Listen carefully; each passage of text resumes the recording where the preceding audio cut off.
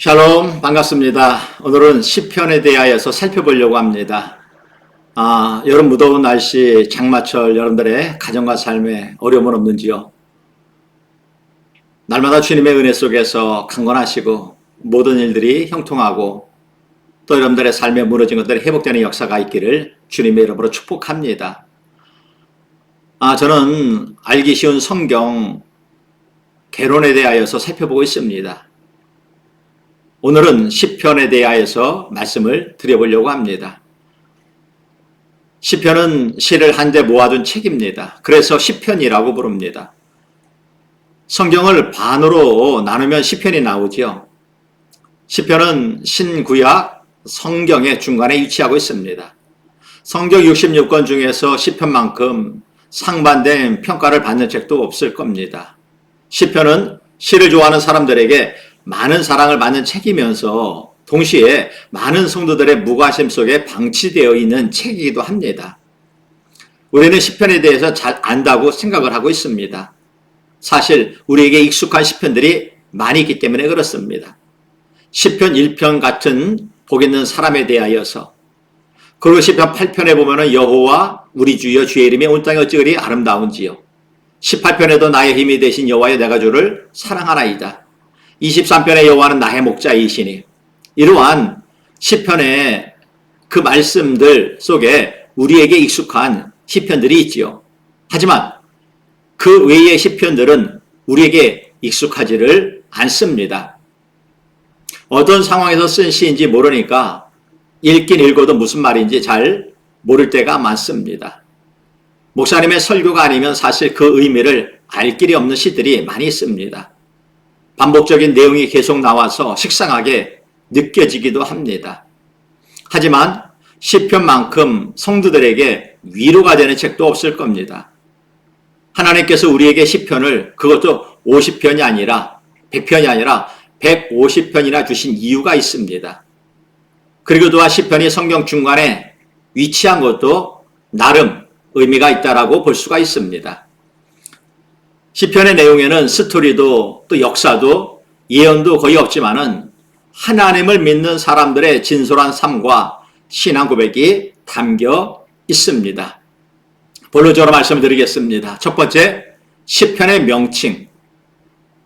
히브리 성경의 세 번째 부분인 성문서의 첫 번째 책으로서 기도문, 신앙시 등으로 구성되어 있습니다. 히브리 성경의 제목은 테헬림인데 이것은 찬송 혹은 찬양의 노래를 의미합니다. 두 번째, 시편의 저자들을 말씀을 드리겠습니다. 시편은 다윗이 몽땅 쓴 것이 아닙니다. 시편의 150편 중에서 73개는 다윗이 썼지만은 모세가 쓴 것도 있고 솔로몬, 또 솔로몬 왕, 다윗 왕 당시에 예배 음악을 담당했던 아삽, 그리고 찬양을 인도하던 레이지파 소속인 고라 자손들이 쓴 시가 있습니다. 그래서 시편의 저자는 다윗, 아삽, 고라의 자손들, 솔로몬, 모세 등이 있죠. 그리고 작자, 미상의 여러 편들이 있습니다.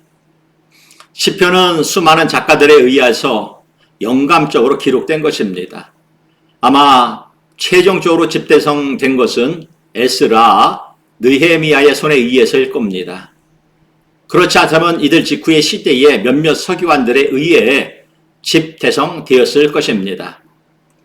시편의 3분의 2에 해당하는 시에 그 표제, 제목들이 나타나는데 표제들 가운데 8명의 개인 이름이 나오는데 이들은 저자 또는 기고자, 편집자, 음악가들이거나 작곡, 편집, 거룩한 서정시의 사용과 관련된 사람들입니다. 이들의 이름이 다윗, 아삽, 고라, 모세, 헤만, 에단, 솔로몬, 여두둔입니다. 이들 중에 가장 유명한 사람은 다윗이지요. 시편의 고라 자손이 쓴 시가 그것도 10편이나 된다는 게 놀랍습니다. 고라가 누구인지 아시죠? 민수기 16장에 나오는 아주 유명한 사람입니다. 다단과 아비람, 온을 부추기고 백성들을 선동해서 모세를 반역했던 사람이 바로 고라입니다. 그때 모세를 반역했던 사람들이 하나님의 심판으로 갈라진 땅 속에 다 빠져 죽었습니다. 그때 고라는 죽었지만 그 세 아들들은 죽지 않았습니다. 그 고라의 후손들이 조상의 잘못을 회개하고 하나님 앞에 신실하게 예배하며 찬양한 일을 했습니다. 고라의 후손들이 남긴 시편이 42, 43, 44에서 49, 84, 85, 87, 88편입니다. 그 외에 에스라의 후손인 헤만과 에잔도 시편을 지었습니다. 에스라인 에잔은 지혜로운 사람으로 알려져 예스라 사람입니다. 에스라의 후손인 에잔이 기록한 시편이 89편 에스라인 에잔의 마스길입니다. 그리고 누가 지었는지 알 수 없는 시편도 50편이나 됩니다. 대부분 에스라가 지었거나 그 시대에 기록되었다라고 생각하는 시들입니다. 시편의 150편 중에서 절반 가까운 73개의 시가 다윗이 기록했습니다. 다윗이 시편을 모두 기록하지 않았지만은 우리는 시편 하면 다윗을 가장 먼저 떠올리게 됩니다. 우리는 시편을 다윗의 시편이라고 생각을 합니다. 다윗의 시편 150편 중에서 다윗이 시편 150편 중에서 절반 가까운 73편의 시를 썼기 때문일까 생각하지요. 그래서 우리는 이 시편의 저자는 여러 명이 등장을 하고 있습니다. 세 번째, 시편의 역사적 배경을 살펴보겠습니다. 19세기 중엽부터 표제 속에 언급된 사항들을 연구함으로 시편의 저작권과 시기를 밝히려는 근대적인 시도가 행해졌습니다. 시편의 연대를 여호수아로부터 헬라 시대까지 잡았으며 BC 312년 이후에 어떤 시도 해당되지 않은 것으로 보고 있습니다. 보수적인 학자들은 일반적으로 시편이 1000년간의 역사적 배경을 무대로 지어졌다라고 봅니다. 많은 각각의 시들이 모세와 다윗으로부터 곧 이어지는 포로기까지의 히브리인들이 역사 중 어느 시기에 정확하게 기록되었는지 확정될 수 없지만은 이들이 기록된 시기는 이러한 범주에 해당한다라고 결론 짓는 것이 아마도 합당하다라고 생각을 하고 있습니다. 수많은 시의 저자와 그 역사적 배경이 비록 알려져 있지 않으나 그러다고 해서 시편 전체가 성령의 감동하심을 입은 사람들이 하나님께 받아 말한 것임을 우리가 믿는 데는 전혀 지장이 없다라는 것입니다. 네 번째, 그러면은 시편의 기본적인 특징이 있습니다. 시편은 모두 5권으로 되어 있지요. 1편에서 41편까지가 한 권이고 42에서 72편까지가 제2권이고 73편에서 89편이 제3권이고 90편에서 106편이 제4권이며 107편에서 150편이 제5권입니다.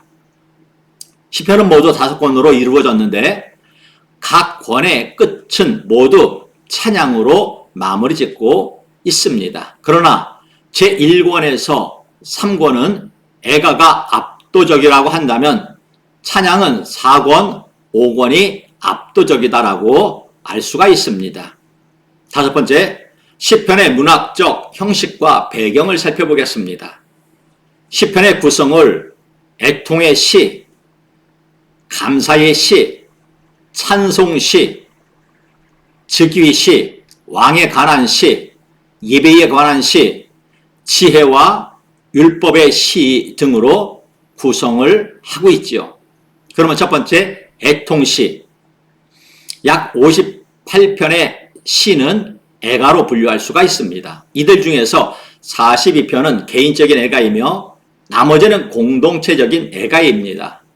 이러한 시들은 개인적인 혹은 집단적인 방황의 경험으로부터 우러나 인간의 가장 깊은 고통과 소망에 관한 표현을 포함하고 있습니다. 공동체적 애가가 10편, 12편, 44, 58, 60, 74, 80, 83, 85, 90편입니다. 패전, 외부의 침입, 재앙, 기근과 같은 국가적인 재난 시에 사용되었습니다. 개인적인 애가는 3, 4, 13, 22, 31, 39, 57, 69, 88, 139편입니다. 여기에는 병이라든가 불공평이라든가 압제, 개인적인 죄의 결과로 말미암는 고통의 경험에서 나왔습니다. 참회의 시 6, 38, 51, 102, 130, 143편 이런 것이 바로 참회의 시의 부류에 속합니다. 공동체적인 애가와 개인적인 애가에는 많은 차이가 있지만은 대체적으로 다음과 같은 유사점이 있습니다. 첫째, 하나님의 도우심을 위해 간구하고 있다는 것입니다. 둘째, 압제의 본질을 보여주는 불평과 순결, 죄악에 대한 언급이라는 사실입니다. 셋째, 하나님의 구원의 능력에 대한 믿음의 고백이라고 할 수가 있습니다. 넷째, 하나님의 임재하심을 위한 간구와 그에 대한 하나님의 응답이라고 볼 수가 있습니다. 다섯 번째는 하나님께서 들으셨음에 대한 확신입니다. 여섯 번째는 구원이 이루어질 때에 온 백성이 여호와를 찬양할 것에 대해 맹세하는 내용입니다. 모든 애가는 오직 하나님만 상황을 변화시킬 수 있다는 깨달음을 포함하고 있으며 하나님의 중재에 대한 찬양을 고대하고 있다는 것입니다. 두 번째, 감사의 시가 있습니다. 애가가 끝나는 곳에서 시작이 되지요. 시편 기자는 하나님의 중재로 말미암아 방황의 경험을 넘어선 후에 하나님께 대한 감사의 찬송과 희생을 드립니다. 감사의 시도 역시 두 종류로 나누어지는데 첫 번째는 하나님의 본질에 대한 찬양입니다. 묘사적이죠. 두 번째는 특정한 상황에서의 하나님의 행위에 대한 찬양입니다. 이러한 상황에서 풍성한 추수 혹은 원수로부터의 구원 등이 포함될 수 있습니다. 감사의 시의 일반적인 구조는 하나님께 대한 찬양의 선포, 하나님의 도우심에 대한 간구의 반복과 하나님의 임하심, 그리고 하나님에 대한 찬양과 미래의 도우심을 위한 간구. 그래서 감사의 시에는 일반적인 구조로 서론, 본론, 결론으로 이렇게 나눠지는 것을 볼 수가 있습니다. 세 번째는 찬송시입니다. 묘사적인 찬양시는 공중 예배의 배경을 가지며 어느 특정한 사건과 관련되지 않습니다. 찬송시는 우주, 세상의 왕국들, 특별히 이스라엘과의 관계에 있어서의 하나님을 찬양합니다. 이러한 찬송시의 본질은 창조주와 주님으로서의 하나님의 위엄, 겸손하고 약한 자에 대한 은혜라는 두 가지의 주제로 묘사될 수가 있습니다. 찬송시의 구조는 다음과 같이 비교적 간단합니다. 역시 서론, 본론, 결론으로 나눠지는데 하나님께 대한 찬송의 명령, 하나님의 위엄과 자비에 대한 찬양, 찬송에 대한 명령의 반복, 그렇습니다. 찬송시는 그 강조점에 따라서 다음과 같이 분류할 수가 있죠. 곧 하나님께서는 이스라엘의 창조자로서 66편, 100편, 111, 149편, 또한 세상의 창조자로서 8편, 19편, 104편, 148편, 역사의 주관자로서 33편, 113편, 145편, 147편, 찬양받으시기 합당한 역사의 주관자로서 기록하고 있습니다. 네 번째, 그러면 즉위시가 있습니다. 시편은 애가, 감사의 시, 그리고 찬송의 시로 나누는 기본적인 분류 외에도 몇 가지 부류가 가능하지요. 각기 다른 다양한 형식을 가지고 있는 시도 그 주제와 예배에서의 사용에 따라서 나누어지고 있습니다. 이스라엘의 초창기 시는 자기 백성을 구원하신 여호와께서 용서로 묘사되는 승리의 노래로서의 설명적입니다. 용사로서의 하나님이라는 주제와 밀접한 관련이 있다는 것은 하나님께서 이스라엘과 모든 나라를 다스리신다는 확신입니다. 따라서 히브리어 여호와, 마라크, 뜻 여호와께서 통치하시니라는 표현이죠. 47, 93, 96, 99편입니다. 바로 즉위시로 분류됩니다. 다섯 번째, 왕에 관한 시입니다. 여호와의 왕권에 대한 고백과 밀접하게 관련된 것으로 다윗 왕조에 관한 시가 있습니다. 이 시들은 그 내용과 사용된 경우가 다양하지만은 모두 왕에 관한 내용을 담고 있습니다. 2편, 72, 101, 110편은 대관식 때 사용됐을 것입니다. 20, 89, 144편에서는 하나님께서 왕이 전쟁에서 승리할 수 있도록 허락해달라는 간구가 있습니다. 18, 21편에는 왕은 승리를 허락하신 여호와께 감사를 드립니다. 45편은 왕의 혼인식을 반영하고 있는 것으로 보아서 이를 위하여 지어진 것으로 보입니다. 이러한 시들은 다윗 계통의 왕을 하나님의 아들, 하나님의 우편에 앉은 주, 기름 부음 받은 자로 묘사함으로써 하늘의 왕과의 밀접한 관계를 강조하였습니다. 여섯 번째, 예배, 의식적인 시가 있습니다. 어떤 시들은 대화적인 노래로 볼 때 예배 의식과 관련되어 있음을 암시해 줍니다. 10편, 15편, 24절은 성전에 들어가는 의식이며 24편은 언약궤와 함께 진행하는 것을 암시합니다. 115편에도 역시 질문과 응답의 형식으로 볼 때 예배 의식적인 시입니다. 성전으로 올라가는 시 120편에서 134편 중에서 오직 122편만이 예루살렘 순례를 위하여 지어진 것으로 보입니다. 반면에 134편은 찬양과 제사장의 축도를 요구하고 있는 점으로 보아 성전 예배의 절정의 순간을 반영하고 있습니다. 시온의 노래 46, 48, 76, 84, 87, 122편은 하나님께서 자신의 거처로 선택하신 예루살렘과 시온산의 영광에 초점을 맞추고 있습니다. 일곱 번째, 지혜와 율법의 시입니다. 어떤 시들은 노래나 기도로서의 분류될 수가 없습니다. 이것들은 문학적으로 구성되어 있지만 지혜서의 형식을 띤 교훈이라는 점에서 구별됩니다. 물론 이러한 구별에 관한 견해에 있어서 학자들 사이에도 의견이 다르지만은 36, 37, 49, 73, 111, 112, 127, 128, 133편은 잠언적인 성격을 띠는 것으로 보이지요. 3편의 율법시, 1편, 19, 14, 119편 주제에 있어서 이 시들과 밀접한 관계가 있습니다. 이것은 하나님의 영광을 찬양하며 독자로 하여금 그 율법에 올바르게 순종하도록 강조하고 있습니다. 그럼 크게 여섯 번째, 시편의 구성을 보겠습니다. 시편의 구성은 모세 오경의 구성과 비슷한 유형을 갖추고 있습니다. 그 주제와 내용에 따라 총 5권으로 구분할 수가 있다고 말씀을 드렸죠. 이러한 구분은 모세 오경에 나타난 각 책의 주제들과 거의 일치하고 있습니다. 제1권 1편에서 41편은 창세기에 대응하는 내용, 주 내용은 인간에 대한 것, 찬양의 예배, 주로 다윗의 시입니다. 제2권은 42에서 72편까지로 출애굽기에 대응합니다. 주 내용은 하나님의 구원, 선민, 이스라엘 민족에 대한 것, 방황의 예배, 주로 다윗과 고라 자손의 시입니다. 고라 자손의 시가 42편에서 49편, 아삽의 시가 50편, 다윗의 시가 51에서 65, 68, 70, 솔로몬의 시도 있죠. 72.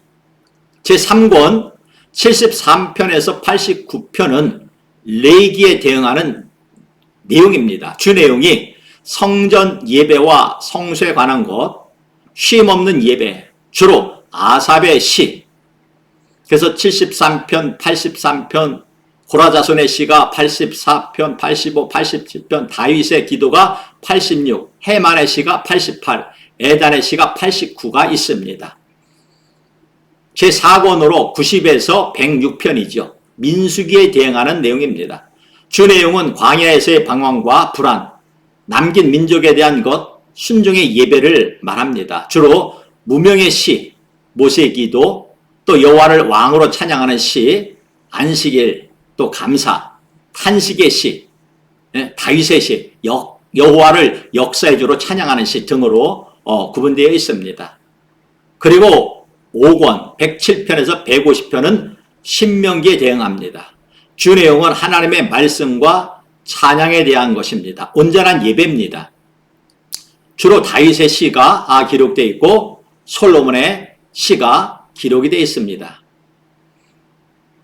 그래서 이 시편의 각 책의 그 모세오경에 나타난 책의 주제들과 거의 일치하다라고 볼 수가 있습니다. 그러면 7번째, 시편의 주요 주제별로 분류해 보면은 여러 가지 주제가 있습니다. 분노 4, 17, 28, 36, 109, 걱정과 두려움 3, 11, 12, 27, 46, 49, 59, 64, 91, 121, 139, 146편. 결정에 대해서 1, 25, 26, 3, 62, 101, 119편. 방향에 대해서 13, 25, 37, 89, 119, 146편. 실망에 대해서 16, 92, 102, 130편. 좌절에 대해서 12, 42, 55, 86, 107, 142편. 불의에 대해서 7, 9, 10, 17, 35, 52, 56, 94, 109편. 하찮음에 대해서 8, 23, 86, 119, 139편. 기쁨에 대해서 33, 47, 63, 84, 96, 98, 100, 148편. 하나님 알기에 대해서 8, 18, 19, 29, 65, 89, 103, 105, 111, 136, 145, 147편. 외로움에 대해서 3, 13, 17, 25, 27, 69, 91편에 대해서. 인내에 대해서 4, 5, 37, 89, 123편. 부활에 대해서 1, 15, 18, 23, 26, 112, 121, 128편. 안전, 안심에 대해서 34, 84, 91편. 질병에 대해서 22, 23, 41, 116편. 슬픔, 비통에 대해서 6, 31, 71, 77, 94, 123편.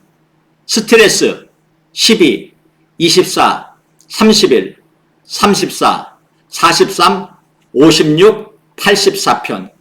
감사에 대해서 30, 33, 34, 40, 66, 89, 96, 113, 136편. 문제 있는 영혼에 대해서 10, 86, 90, 94, 126, 138, 142편. 약함에 대해서 4, 23, 62, 70, 102, 138편이 있습니다. 그래서 시편의 그 주요 주제별로 제가 말씀을 드리고 1편부터 150편까지 각 편별로는 말씀을 나누지 않겠습니다. 그 150편까지의 모든 주제가 분노, 걱정, 두려움, 결정, 방향, 실망, 좌절, 불의, 기쁨, 하나님, 의로움, 인내, 부활, 안전, 질병, 슬픔, 비통, 스트레스, 감사, 또 영혼, 약함에 대한 이런 주제를 다루고 있다라고 말씀을 드리겠습니다. 자, 이제 마지막으로도 한 가지 살펴보고 마치도록 하겠습니다. 8번째, 사용하는 악기나 부르는 방법으로다가 한번 분류해 보겠습니다. 미즈모르라고 하는 말이 있죠. 히브리어로 시라는 뜻이며 개인시의 보편적 명칭입니다. 시편 3편 등에 나타나며 현악에 맞추어 부르는 노래였습니다. 두 번째는 쉬르입니다. 노래라는 뜻이며 때에 따라 미즈모르와 같이 쓰이기도 합니다. 그리고 마스길, 교훈시라는 의미이며 시편 중 13편에 나타나고 명상적이고 교훈적인 시들입니다. 그리고 믹담, 황금시라는 뜻이며 시편 16편, 56편 등에 나타나 있으며 황금 같은 시라는 뜻으로 이해되고 있습니다. 나짜흐, 영장이라는 뜻이며 시편 55편에 나타납니다. 이는 시의 명칭이 아니라 그 시를 부를 때 악장을 가리키는 것입니다. 테필라, 기도라는 뜻이며 시편 5편에 나타나고 있습니다. 테힐라, 찬양이라는 뜻으로 시편 145편에 나타나고 있습니다. 식가욘이라는 말이 있죠. 분명치 않음이라는 뜻이며 시편 7편에 나타나고 있습니다.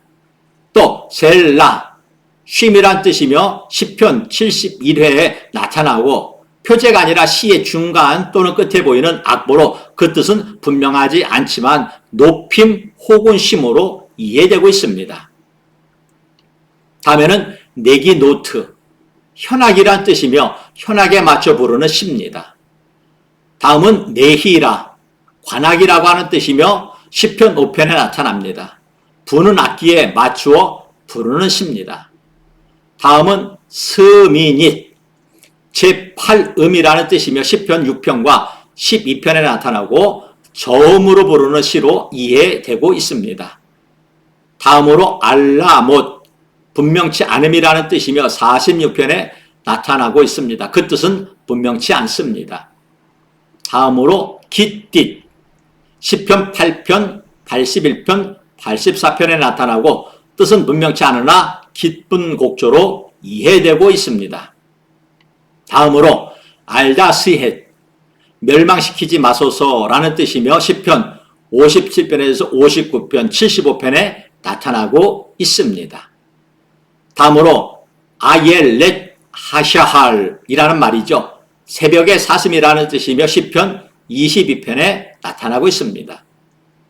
다음으로 소산님, 백화파 곡이라는 뜻이며 시편 45, 69편에 나타나고 있습니다.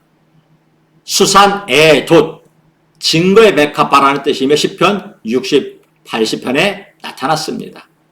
다음으로 요낫 엘렘 르호김이라고 하는 말, 멀리 있는 침묵의 비둘기라는 뜻이며 시편 56편에 나타나 있습니다. 다음으로 뭇라벤입니다. 벤의 죽음이라는 뜻이며 시편 9편에 나타나 있습니다. 마지막으로 마할랄, 성전에 올라가는 노래라는 뜻이며 시편 120편에서 134편의 표지이기도 합니다. 이렇게 우리는 시편의 내용들을 살펴보면서 시편의 좀 긴 내용의 장수도 여러 장수가 되기 때문에 각 편마다 살펴보지 않고 오늘 이렇게 해서 시편의 전체적인 개요만을 살펴서 설명을 드려보았습니다. 여러분들이 시편을 읽을 때 도움이 되었으면 좋겠습니다. 다시 한번 말씀합니다. 하나님의 뜻을 잘 분별해서 하나님을 기쁘시게 해드리는 오늘 저와 여러분들의 삶이 될 수 있기를 주님의 이름으로 축복합니다. 감사합니다.